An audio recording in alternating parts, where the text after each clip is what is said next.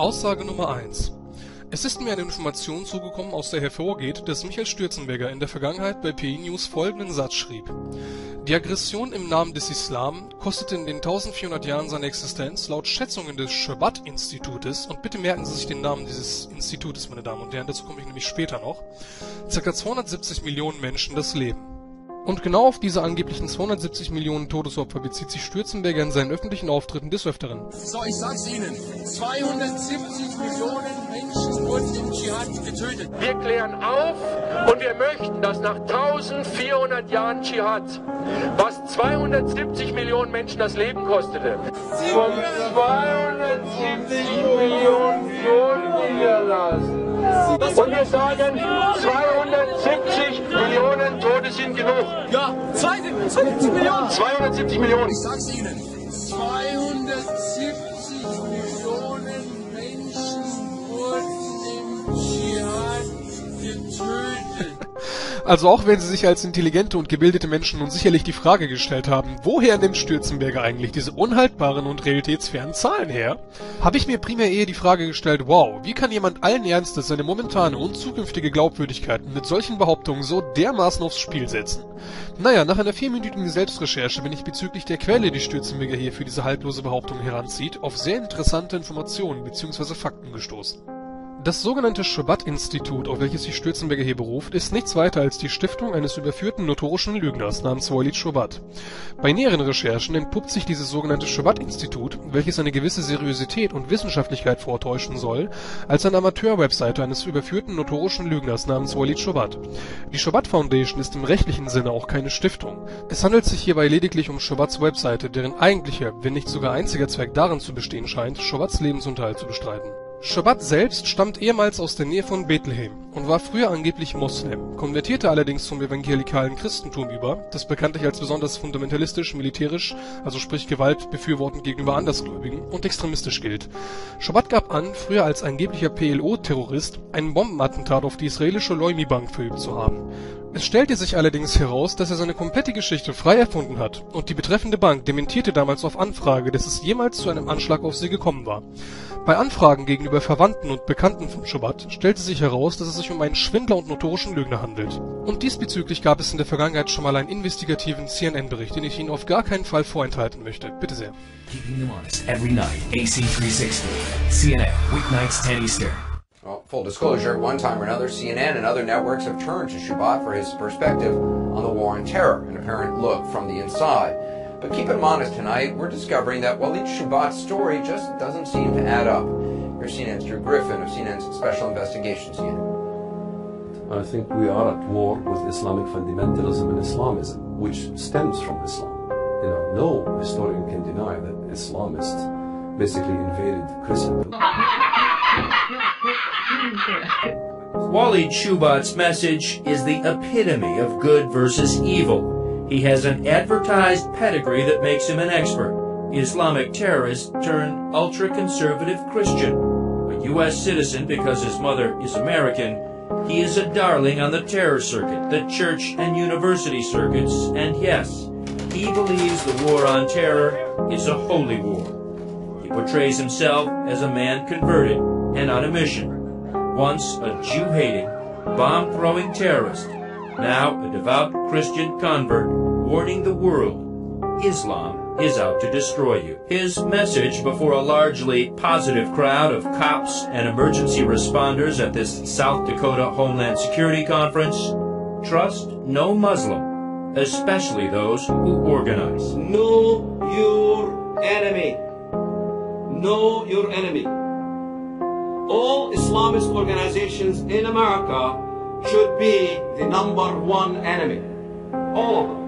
He is being paid $5,000 plus expenses to speak here with your tax dollars. He was also given a Rapid City police guard during his time in the city. A nice day's work. Judging by his website, where he highlights more than 36 speaking engagements, Shoebat gets a lot of work. Being a terrorism expert has become a cottage industry since 9/11. The Department of Homeland Security has spent nearly $40 million on counterterrorism training just since 2006. DHS doesn't keep records on how much is spent just on speakers.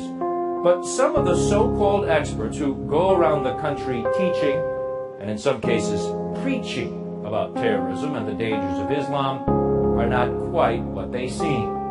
People, it turns out, like Walid Shoebat.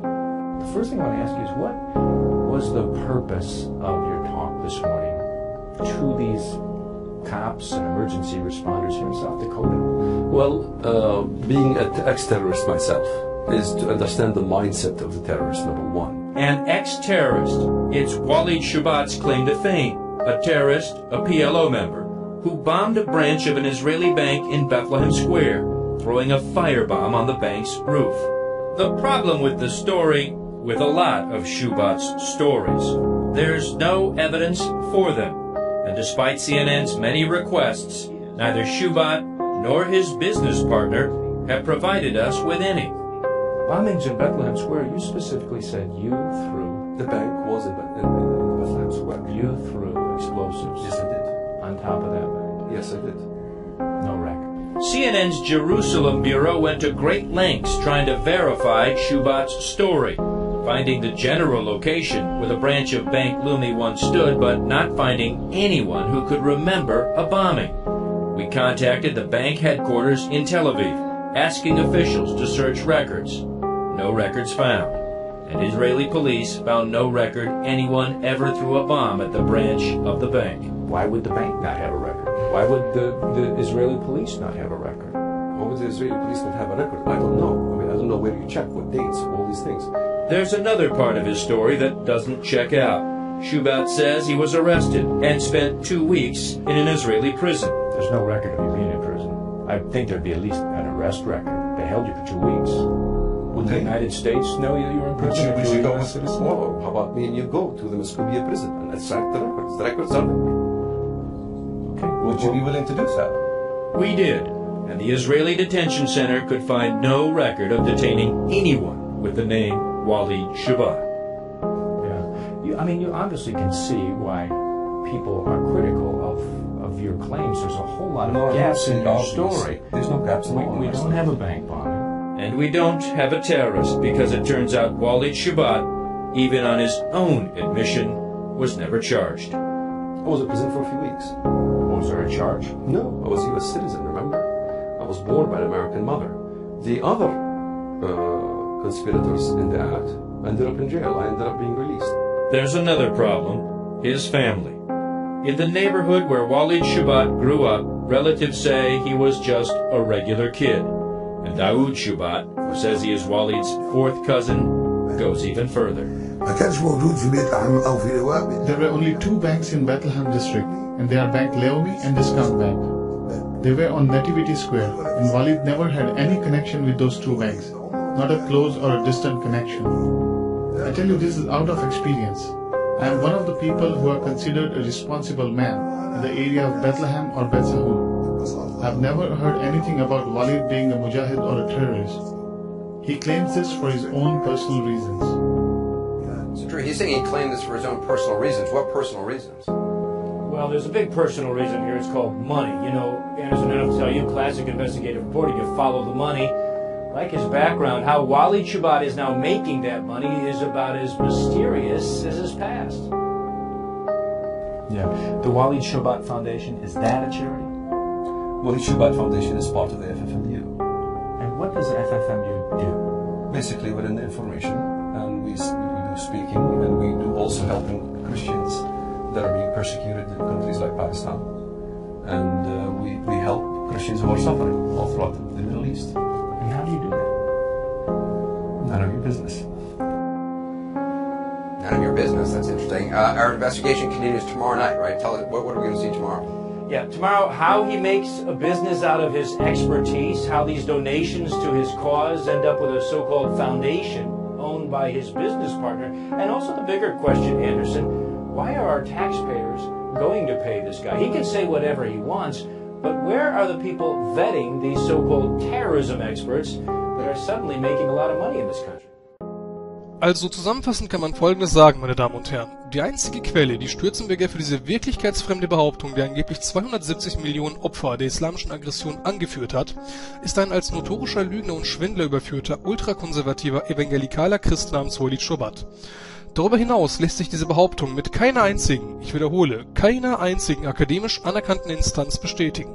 Und somit sollte praktisch auch bewiesen sein, dass Stürzenberger seiner eigenen Glaubwürdigkeit durch diese haltlose Behauptung definitiv erheblich geschadet hat. Aussage Nummer 2. Die Lüge von den jährlich 100.000 von Moslems getöteten Christen. Und jedes Jahr kommen 100.000 Christen in islamischen Ländern hinzu, die nur getötet werden, weil sie Christen sind. Und wissen Sie, jedes Jahr werden 100.000 Christen in islamischen Ländern getötet. Sagen Sie das den Muslimen in islamischen Ländern, die jedes Jahr 100.000 ihre Glaubensbrüder und Schwestern töten. Ja, Sie Christin. Und Sie wissen auch nicht, dass jedes Jahr 100.000 Christen in islamischen Ländern getötet werden. Da lacht er. Herr Stürzenberger, Sie sollten froh darüber sein, dass man Sie aufgrund dieser haltlosen Aussage lediglich nur auslacht. Wenn man nun den Wahrheitswert dieser Aussage überprüft, meine Damen und Herren, so stellt man wieder einmal fest, dass diese ebenfalls von keiner anerkannten akademischen Instanz als faktisch oder fundiert bestätigt werden kann. Denn wie aus Politblocker hervorgeht, geht diese haltlose Aussage auf die bloßen Schätzungen eines Reverend David B. Barrett für die evangelikale Lobbyorganisation Center for the Study of Global Christianity zurück. Weder ist klar, woher der inzwischen verstorbene Barrett seine Daten bezog, noch konnte er jemals schlüssig erklären, in welchem Zeitraum sie erhoben wurden. Mit anderen Worten, Barretts Angaben sind fundamental religiös motivierter Bockmist, den man getrost in die publizistische Sondermülltonne kloppen kann.